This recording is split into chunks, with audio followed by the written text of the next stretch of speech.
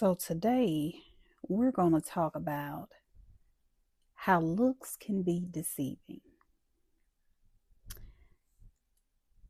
So this morning I let my puppy outside. Um, like if you all remember, I told you that I have a new puppy. So now he's 4 months old at this point. He actually doesn't quite look like a puppy, so I'm interested to see exactly how big he's gonna, you know, grow because he looked like he could be a full size medium,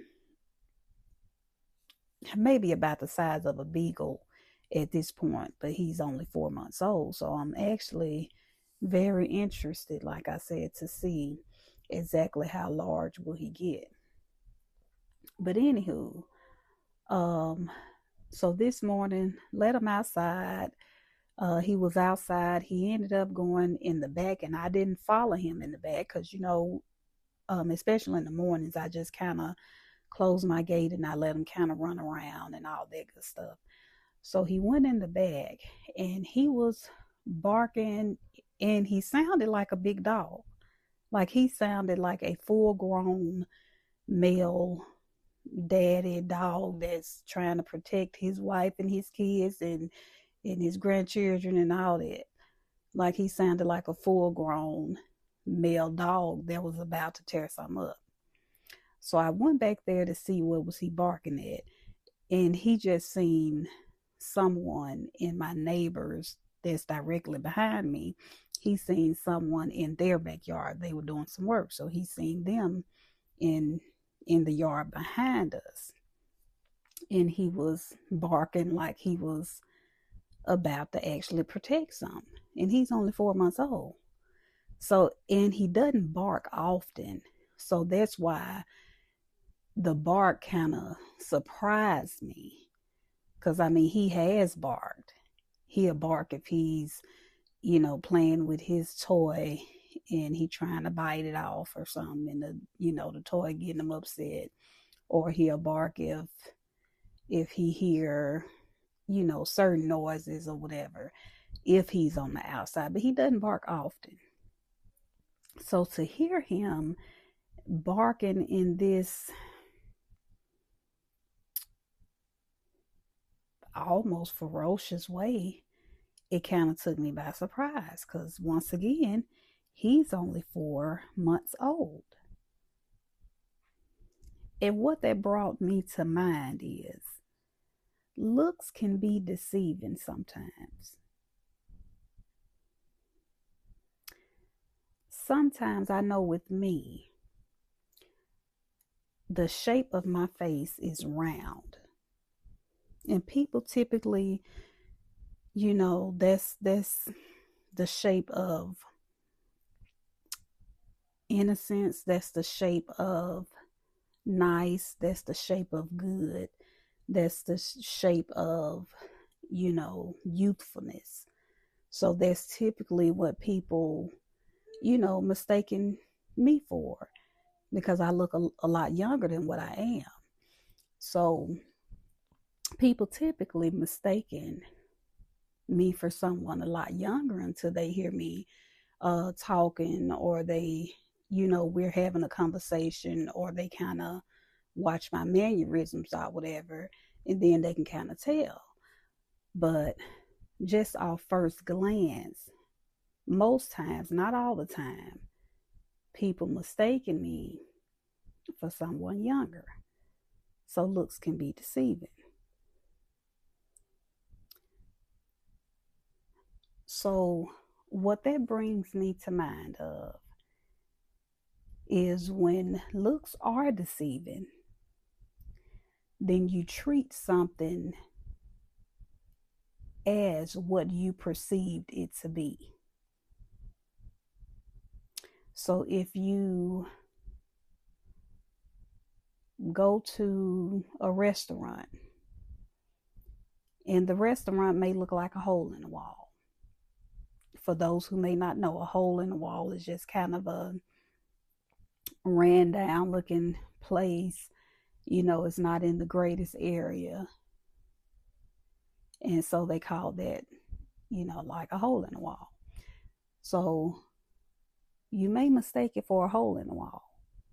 And when you go on the inside, it's actually nice. It has good food. It has good service. But when you pulled up, you thought it was a hole in the wall. So you was expecting to get some hole in the wall food. You was expecting to get some hole in the wall service.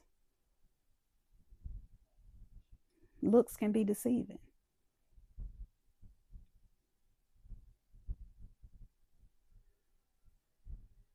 So sometimes you can judge a book by its cover if you have discernment.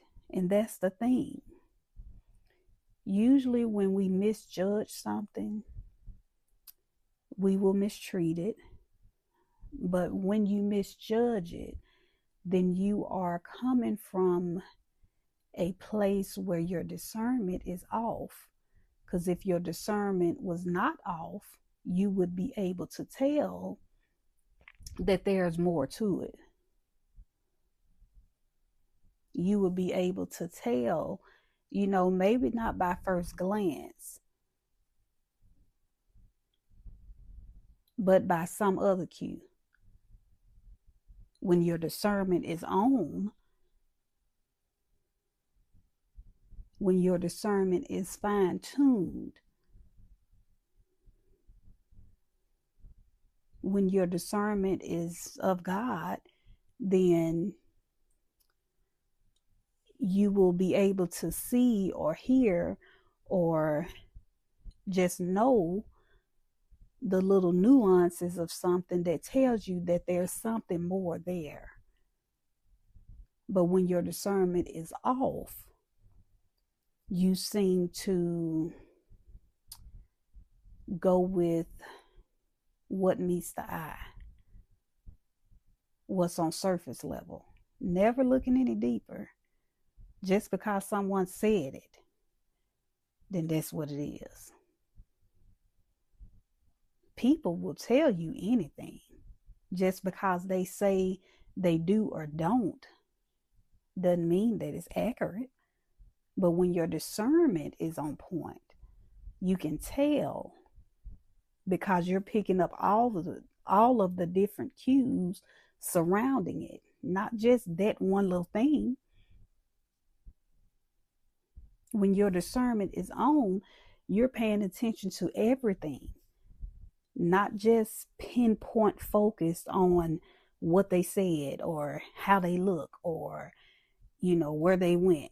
Your multiple things play into effect when it comes to anything. Is never just one thing that makes the sum of it all.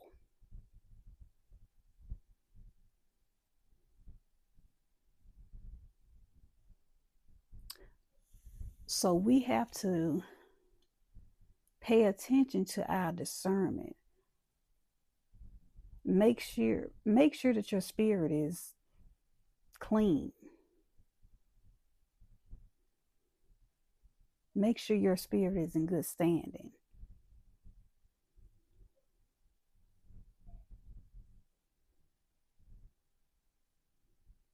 Stay in tune with Him.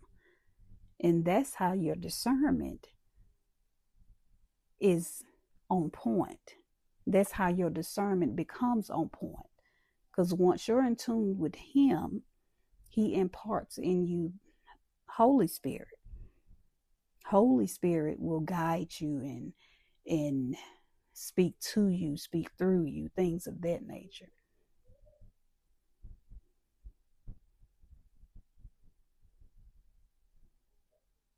So don't always think that you can judge a book by its cover. Sometimes things are what they seem to be, but sometimes they're not. And what's the difference?